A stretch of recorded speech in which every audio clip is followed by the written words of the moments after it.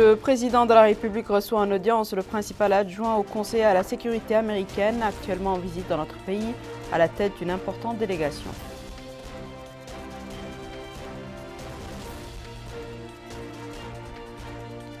Le Conseil des ministres adopte dans sa réunion hebdomadaire un projet de décret portant application de la loi relative aux associations, aux fondations et aux réseaux.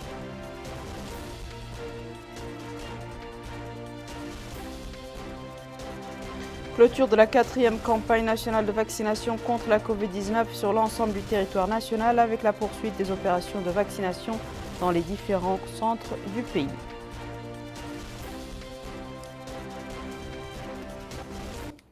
Bonsoir mesdames, mesdemoiselles et messieurs, merci de vous joindre à nous pour se prémunir contre la Covid-19.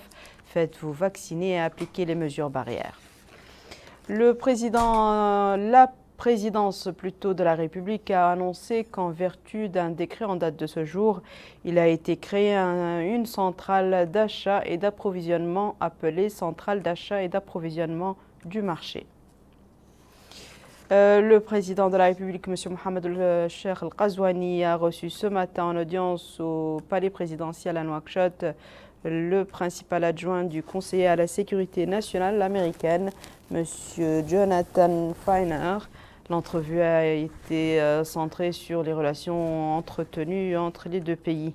L'audience s'est déroulée en présence du ministre des Affaires étrangères, de la coopération et des Mauritaniens de l'extérieur, M. Ismail El-Cheikh Ahmed, du directeur du cabinet du président de la République, M.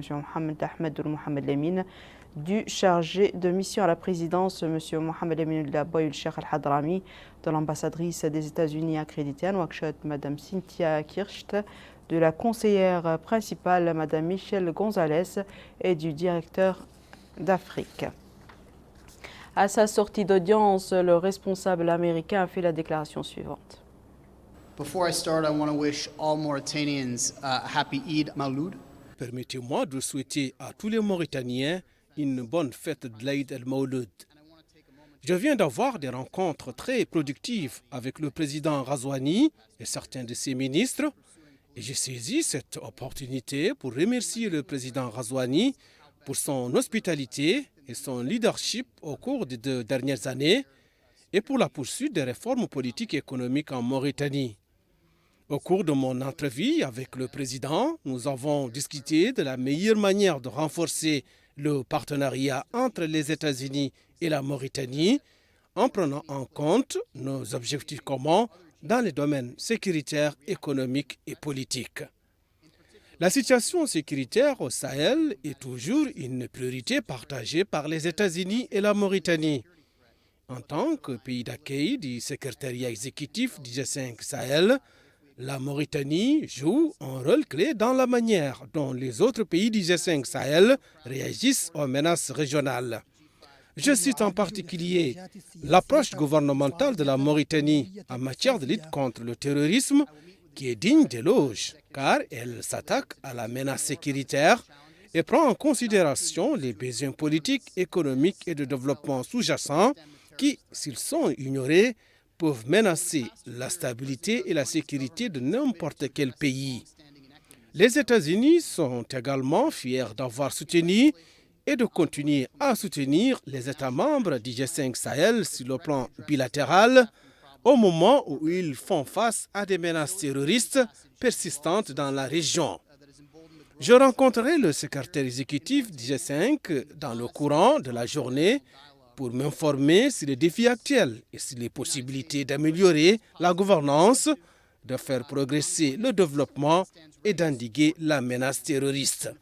Au cours des 2 dernières années, le gouvernement du président Ghazouani s'est engagé à s'attaquer aux anciennes inégalités en Mauritanie. La récente législation contre la traite des êtres humains et la mise en œuvre en cours d'un plan d'action national qui s'attaquent directement à ce problème sont encourageantes. Il en est de même pour l'adoption récente de la loi sur les associations qui a encouragé une société civile en plein essor en Mauritanie, ainsi que les prémices d'un dialogue national qui s'oriente vers l'inclusion et la justice. Les États-Unis encouragent ces mesures positives et inclusives, ainsi que tous les autres efforts en cours et sont prêts à soutenir la Mauritanie dans sa lutte contre la corruption, la traite des personnes et l'esclavage. Nous applaudissons ces efforts et attendons avec impatience de voir des progrès réalisés pour garantir que chaque Mauritanien puisse avoir une voix dans le processus politique. Sur le plan économique, la Mauritanie a un énorme potentiel, mais des défis importants restent à relever pour attirer plus d'investisseurs américains et étrangers. Le président Ghazouani a un programme de réforme économique ambitieux qui vise à éliminer les réglementations opaques, à attirer davantage d'investissements étrangers et à répartir plus équitablement les richesses et les opportunités entre les Mauritaniens. Là encore, comptez sur les États-Unis comme partenaires dans ces efforts. Les entreprises américaines peuvent contribuer au développement de la Mauritanie grâce à des opportunités d'investissement dans les secteurs des énergies renouvelables, de la pêche et de l'agriculture. En somme, il existe de nombreuses possibilités de travailler ensemble pour accomplir nos priorités communes. Les États-Unis continueront à s'associer à la Mauritanie, au G5 Sahel et aux autres gouvernements d'Afrique de l'Ouest, ainsi qu'aux institutions africaines pour promouvoir une région stable et prospère. À propos de la COVID-19, je suis conscient que la pandémie a eu un impact significatif sur la vie quotidienne des Mauritaniens et je félicite le président Ghazouani pour sa gestion de cette crise sanitaire.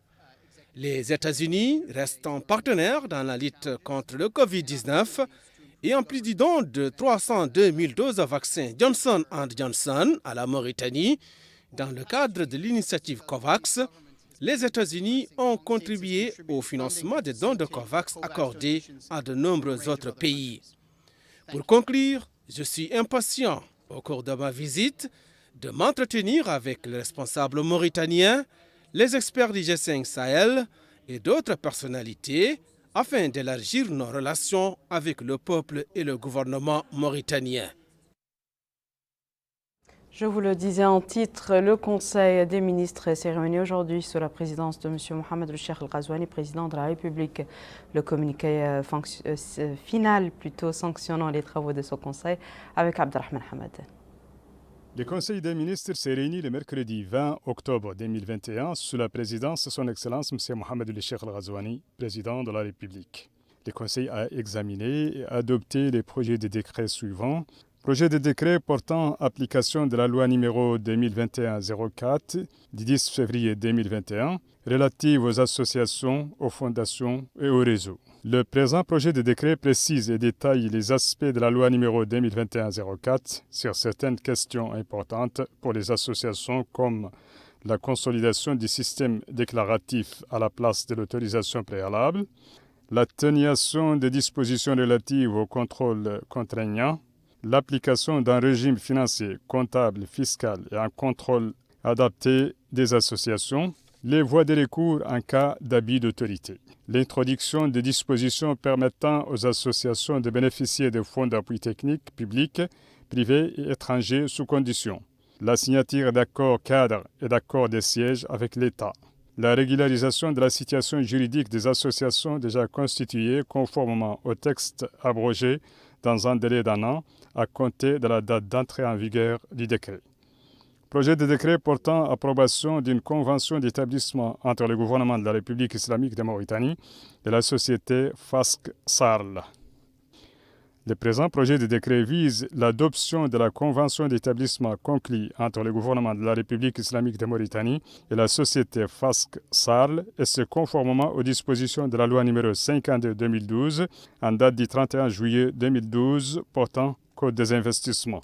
En vertu de cette convention, la société FASC SARL procédera à la construction d'un hôtel haut standing à Nouakchott pour un montant global de 1,19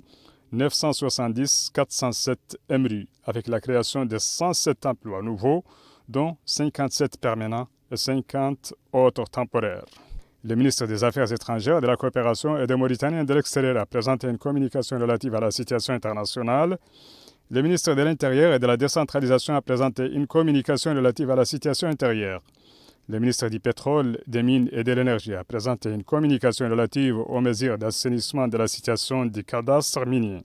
Cette communication fait le point sur la situation actuelle du cadastre minier et propose un train de mesures tendant à relancer les activités minières à travers la mise en place d'un mécanisme efficace à même d'assainir le dysfonctionnement constaté à ce niveau, tout en assainissant la situation cadastrale dans des conditions garantissant la transparence et l'équité requises. Enfin, le Conseil a pris les mesures individuelles suivantes. Ministère de la Santé, établissements publics, centrale d'achat de médicaments, équipements et consommables médicaux, CAMEC, directrice générale Vadli Mintassadr, précédemment directrice adjointe du même établissement. Ministère du Commerce, de l'Industrie, de l'Artisanat et du Tourisme, administration sous tutelle, centrale d'achat et d'approvisionnement du marché, directeur général Cheikhoul Zeidan, précédemment directeur général de la centrale d'achat de médicaments, équipements et consommables médicaux, CAMEC. Et dans le point de presse hebdomadaire, le porte-parole du gouvernement, le ministre de la Culture, de la Jeunesse et des Sports et des Relations avec le Parlement, M. Mourtal Al-Dahi, et ses homologues de l'Intérieur et de la décentralisation, M. Mohamed Salm Merzoug, et du Commerce, de l'Industrie et du Tourisme, Mme Naham Hamdi Mouknas, ont commenté les résultats du Conseil des ministres.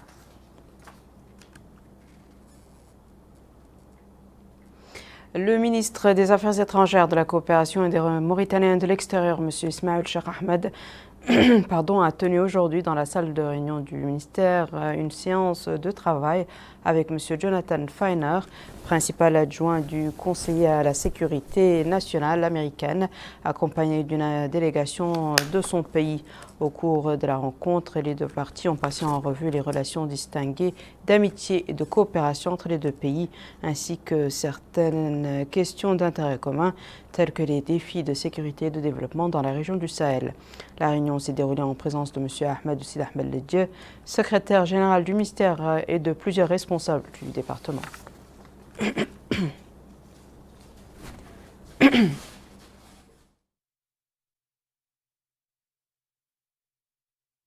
Le principal adjoint du Conseil à la sécurité nationale américaine a visité aujourd'hui le collège de défense du groupe du G5 Sahel.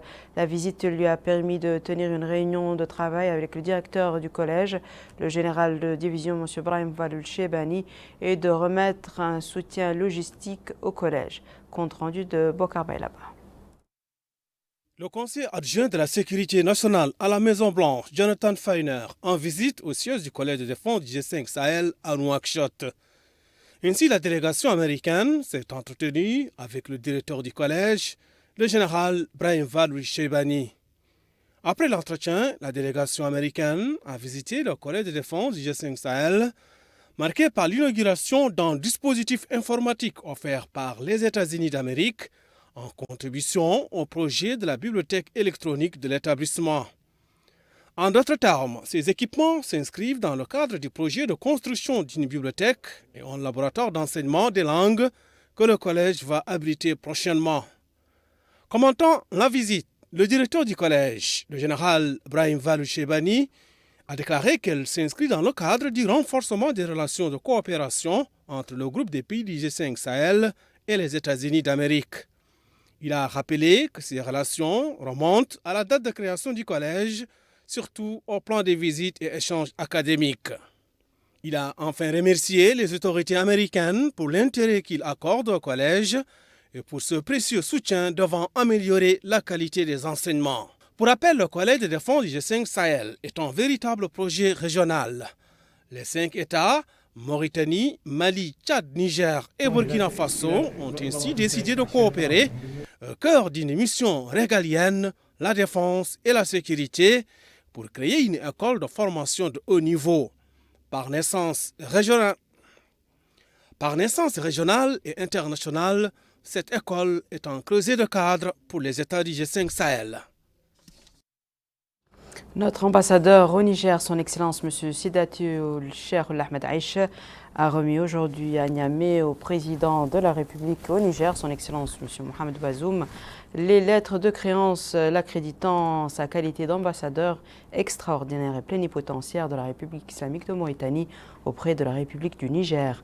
Au cours de l'audience, le diplomate mauritanien a transmis les salutations du président de la République, son Excellence M. Mohamed Cheikh Ghazouani, à son frère et ami son Excellence M. Mohamed Bazoum et son souhait de bonne santé et de bonheur ainsi qu'au peuple nigérien frère, plus de progrès et de prospérité. À son tour, le président nigérien a loué la profondeur des relations fraternelles unissant les deux peuples frères, soulignant sa détermination à les renforcer dans l'intérêt mutuel des deux pays. Il a également chargé l'ambassadeur de transmettre ses salutations au président de la République et son souhait de progrès et de prospérité au peuple mauritanien. Et à présent, nous allons suivre les échos du stand mauritanien à l'exposition internationale l'Expo Dubaï 2020. En participant à cette manifestation internationale, les autorités cherchent à faire connaître davantage nos potentiels touristiques, culturels et environnementaux et à présenter notre pays comme destination touristique privilégiée en Afrique de l'Ouest. Compte rendu de Malika Nakli.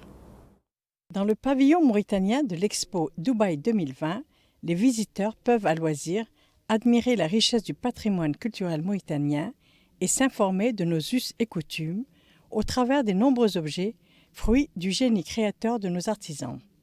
Aux visiteurs leur sont présentées les nombreuses opportunités dans le domaine du tourisme, qu'il s'agisse des villes anciennes, véritables creusets du savoir, ou des parcs naturels protégés, connus et répertoriés internationalement. Le directeur du pavillon mauritanien, M. Abdelrahman Oulaziz, indique que le tourisme est considéré comme un levier important de l'économie nationale. Nous expliquons, dit-il, aux visiteurs les différentes opportunités qui s'offrent à eux, notamment les villes anciennes telles que Chinguetti, Ouadane ou Alata. Nous avons pu constater, ajoute-t-il, le grand intérêt porté à notre patrimoine culturel et à ses vestiges. Cadre au Bureau national du tourisme, M. Ahmed Ould Daim indique qu'il y a un programme dénommé « Visiter la Mauritanie » qui présente le tourisme de notre pays prenant en compte 3 aspects essentiels. Au plan environnemental, le banc d'Arguin, la zone protégée d'Aouléguet et le parc de Diaoling. Dans la zone protégée d'Aouléguet, l'on y retrouve plusieurs espèces d'animaux. Quant au banc d'Arguin, classé au patrimoine mondial de l'humanité, c'est une nurserie de poissons et d'oiseaux migrateurs. Au parc de Diaoling, poussent des végétations rares et vivent des animaux sauvages tels que les sangliers, nombreux à Kermassen. Le tourisme dans notre pays a subi les répercussions négatives de la Covid-19. À cet effet, l'Expo Dubaï 2020 offre la possibilité aux très nombreux visiteurs de découvrir les multiples facettes du tourisme et opportunités d'investissement publics et privés dans les domaines de l'agriculture, l'industrie et l'énergie. Ici à Nouakchott, la 4e campagne nationale de vaccination s'est achevée dans les meilleures conditions. Au niveau de la wilaya de Nouakchott-Ouest, plus de 17 000 personnes ont pris le vaccin. Compte rendu de Houroul Mouela. Les centres de santé dans les 3 wilayas de Nouakchott-Sud ont connu une forte affluence des citoyens venus se faire vacciner contre la Covid-19, ce qui dénote du degré de sensibilisation des habitants de la capitale sur l'importance à se faire vacciner. Cette citoyenne déclare s'être faite vacciner car elle doit voyager et de ce fait, cela devient une obligation. Les citoyens ont exprimé dans leurs interventions l'importance du vaccin qui est le moyen le plus sûr de se prémunir contre la Covid-19. L'administrateur de la polyclinique de Nouakchott, le docteur Mohamed Bouna, a indiqué que la 4e campagne nationale de vaccination a duré 6 jours. Nous disposions de 30 équipes, dont 17 fixes et les autres mobiles. 12 600 personnes ont déjà été vaccinées à Tavrarzena. La responsable du centre de santé d'Ixar a indiqué que cette forte affluence des citoyens vers les centres de vaccination est consécutive aux efforts menés par les services de santé. La 4e campagne nationale de vaccination a permis de vacciner plus de 17 000 habitants des 3 wilayas de Nouakchott-Sud. Parallèlement à cette opération, le nombre de personnes infectées par le virus a diminué. Direction à présent la wilaya du Gorgol où les travaux d'un atelier de formation du personnel médical d'un nombre d'hôpitaux ont débuté ce matin à Kaïdi. 5 jours durant, les participants auront à suivre des cours théoriques et pratiques avec des simulations de cas critiques de l'épidémie présentés par des experts de l'Organisation mondiale de la santé. Retour à Bokar Baylaba. 50 membres des personnels médicaux bénéficient de cette formation organisée en coopération entre le ministère de la Santé et l'Organisation mondiale de la santé. Pendant 5 jours, les participants recevront des cours théoriques et pratiques avec des simulations de cas critiques de l'épidémie avec l'aide d'experts de l'Organisation mondiale de la santé. Et à cette occasion, le Wali du Gorgol Ahmed Naoul Sideb a souligné que la formation des cadres de santé est l'une des premières priorités du programme du président de la République qui fait du développement des infrastructures et du renforcement des capacités du personnel un objectif essentiel pour le développement du secteur de la santé. Il a ajouté que tout cela s'est matérialisé par le renforcement des hôpitaux avec des équipements performants et la formation du personnel de l'ensemble des structures sanitaires du pays.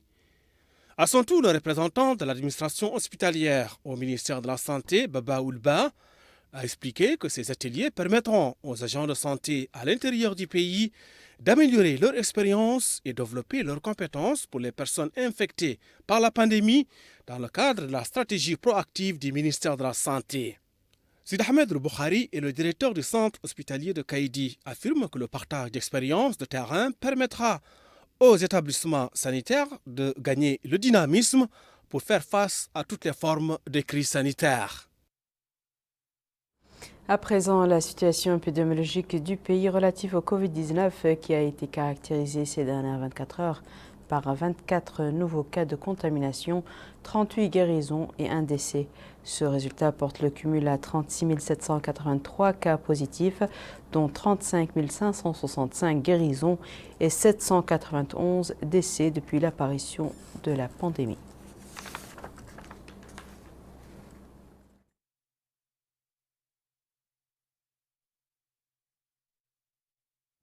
Avant de refermer ce journal, n'oubliez pas de vous protéger du Covid-19 en vous faisant vacciner et en observant les mesures barrières.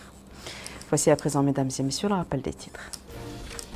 Le président de la République reçoit en audience le principal adjoint du conseiller à la sécurité américaine, actuellement en visite dans notre pays à la tête d'une importante délégation.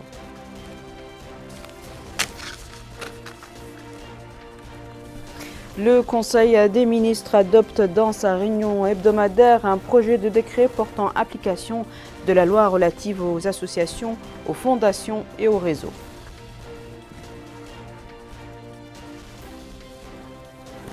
Clôture de la 4e campagne nationale de vaccination contre la Covid-19 sur l'ensemble du territoire national avec la poursuite des opérations de vaccination dans les différents centres du pays.